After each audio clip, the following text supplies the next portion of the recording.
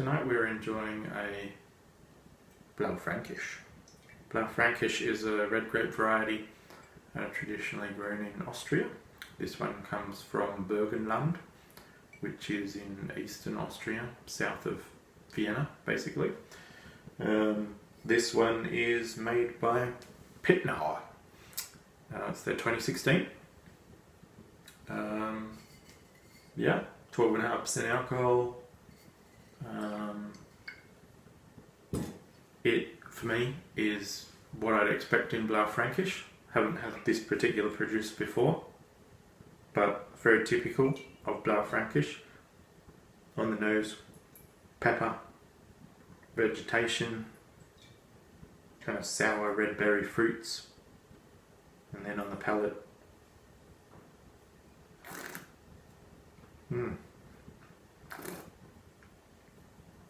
more of that peppery vegetation, medium bodied, good acid, quite vibrant, crunchy, and bit of kind of fine grain tannin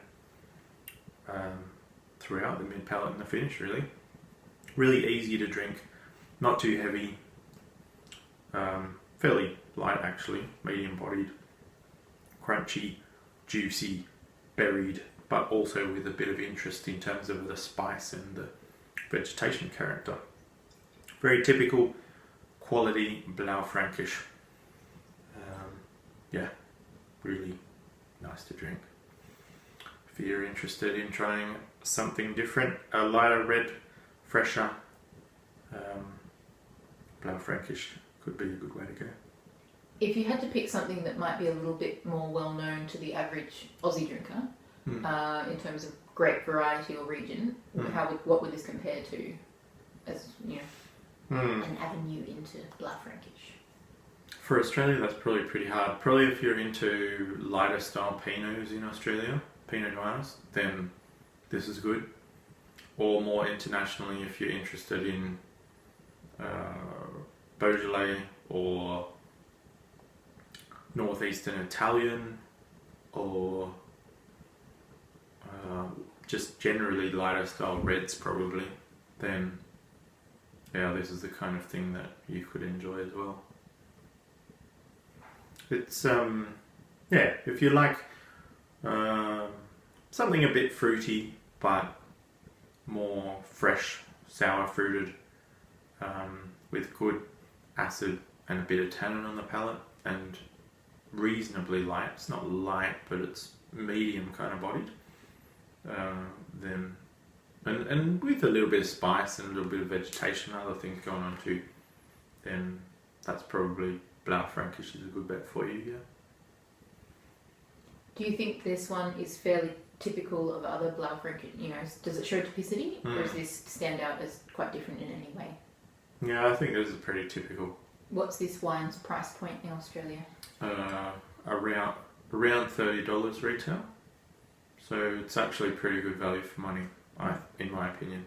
You're getting a wine that's it's very easy to drink, and it's got a bit going on in the nose and the palate. Point of difference. Yeah. Yeah. What do you know about this producer, if anything? Not a lot, because as I said, it's I haven't tried them before. I think it's a husband and wife team that have more recently expanded their production, and possibly that's why they're exporting more. But I don't really know much else. So sometimes a fairly young house, then, not. I'm not sure, to be honest. Sometimes it's just nice to try something where you don't even know. You're going blind. You find out a bit more later. Try the wine first, and then if you like it, find out.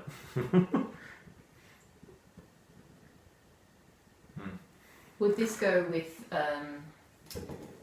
foods that, say, Pinot might traditionally go with, like maybe gamey meats, or like light, duck, or I think so.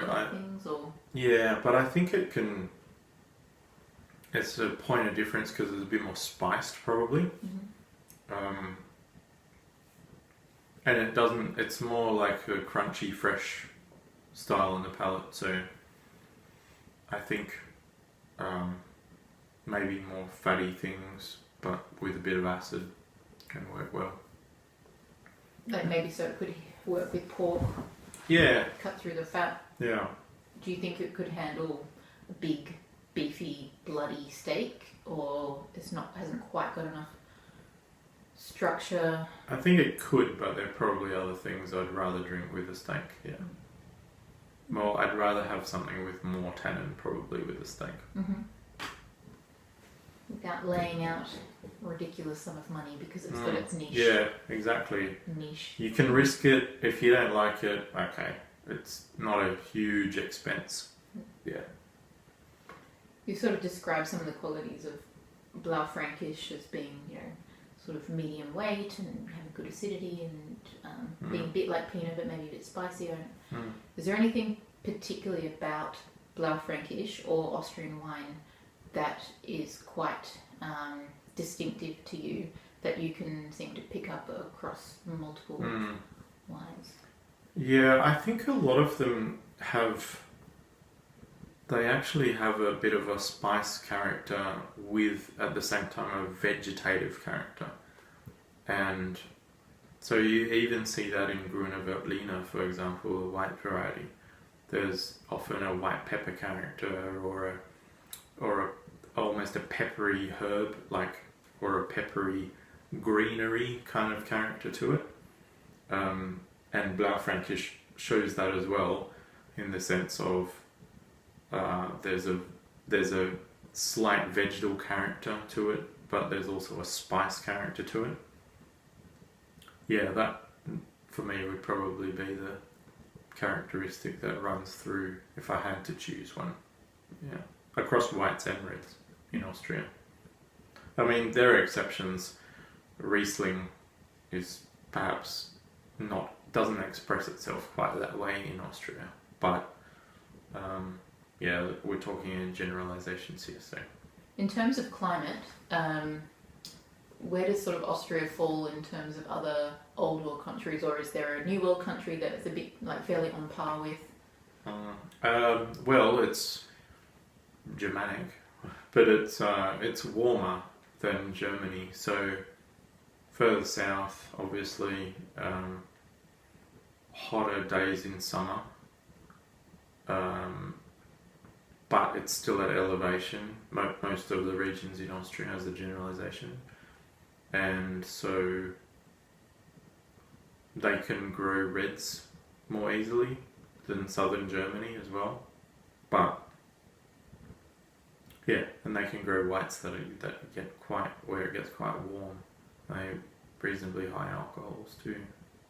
They've got the sunshine hours, they've got warm temperatures, but they've also got the cool nights and the elevation. Of the Blaufränkisch that you have seen currently available in Australia, would you say this is sort of average quality with them? Does this stand out as a particularly good one for its price point? I think it's particularly good for its price point. Stylistically, it's very similar. In terms of its drinkability and complexity and interest, I think it's consistent with others, but potentially at a better price point than many. Yeah. So yeah, it's actually Pittnauer Blaufränkisch. Good way to go. If you want to try a Blaufränkisch, give Pittnauer a go.